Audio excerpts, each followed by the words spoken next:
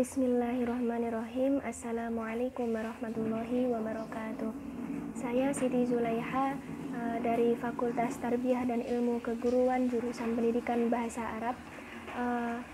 Di sini saya akan memberikan penjelasan terkait balaghah, yakni materinya tentang tasbih, kinayah, dan juga majaz.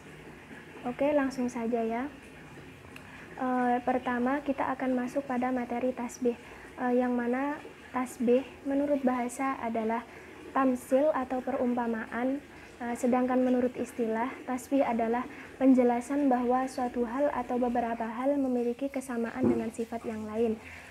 Oke, langsung saja ini masuk pada analisis Al-Quran juz 5, surah An-Nisa ayat 129 yang berbunyi Bismillahirrahmanirrahim. Walan tastati'u an ta'dilu bainan nisa'i walau harastum fala tamilu kullal maili fatadaruha kal mu'allaqah wa in tuslihu wa tattaqu fa innallaha kana ghafurur rahima. Dan untuk analisis ini meliputi 3 aspek. Yang pertama, kategori tasbih. Jadi untuk ayat An-Nisa, surah An-Nisa ayat 129 ini masuk pada kategori tasbih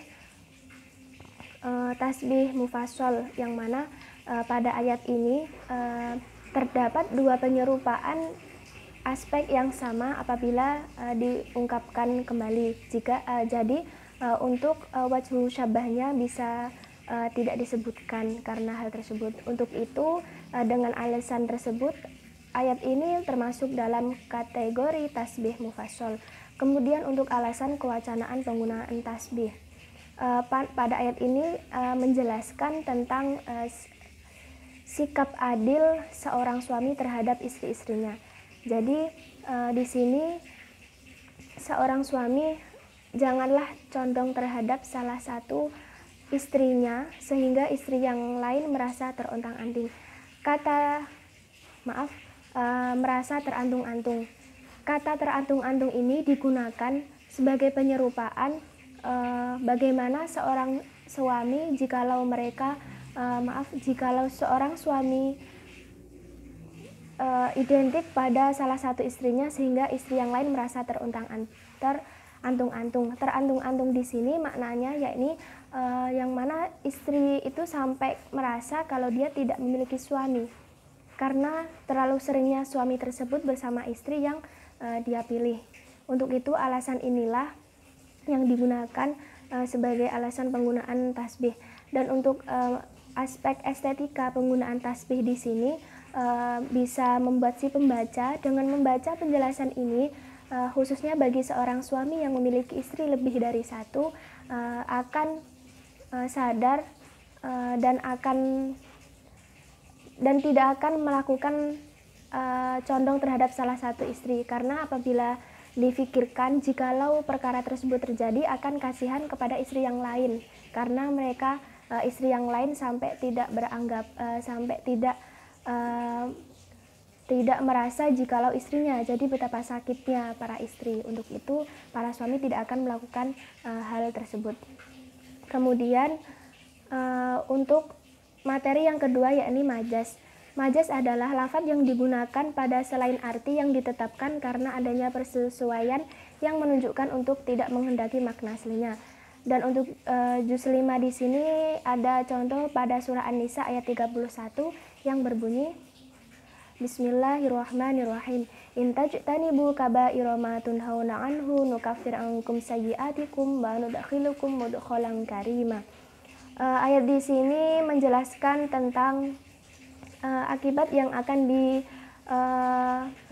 oleh seseorang yang menjauhi dosa besar dan juga mengerjakan perintah. Dan untuk majaz di sini, ayat ini termasuk pada majaz mursal sababiyah karena dalam ayat di sini tuh menjelaskan bahwa surga atau tempat yang mulia, penuh kemuliaan itu akan didapatkan oleh seorang hamba yang mana itu diakibatkan dari perilaku mereka sendiri, yakni diantaranya mereka itu menjauhi dosa-dosa atau perkara yang dilarang dan juga menjalankan kewajiban-kewajiban. Itulah alasan yang mana yang mana ayat ini termasuk dalam jenis gaya majas. Kemudian alasan penggunaan kewacanaan majas di sini ya. Ayat di sini tuh termasuk majas karena apa?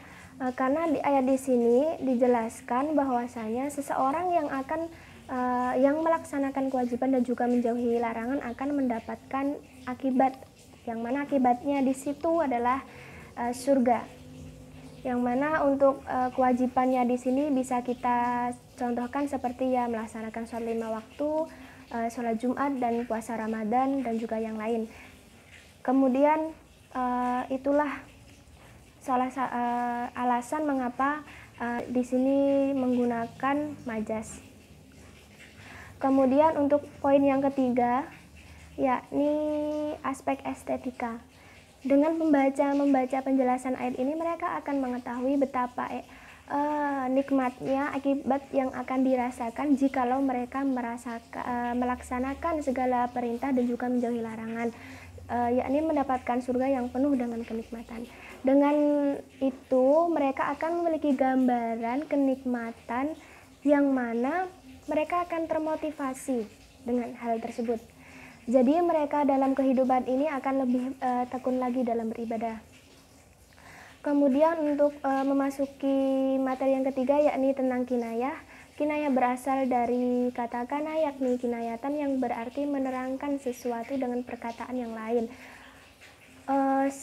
Secara istilah, kinayah di sini dapat kita artikan sebagai lafaz yang disampaikan dan dimaksudkan itu adalah kelaziman maknanya dan juga boleh dimaknakan pada arti yang sebenarnya. Seperti contoh pada juz 5 yakni Al-Quran surat An-Nisa ayat 7 yang berbunyi Bismillahirrahmanirrahim. Wala tujadilu 'anil ladina yaqtanuna anfusahum innallaha la yuhibbu man kana khawanan atsima. Untuk ayat di sini tuh menjelaskan tentang larangan seseorang untuk membela orang yang berkhianat. Nah, di sini masuk poin yang A, kategori kinayah. Pada ayat di sini tuh termasuk kinayah qoribah yang mana perpindahan antara makna asli ke makna yang dituju itu tidak ada perantara.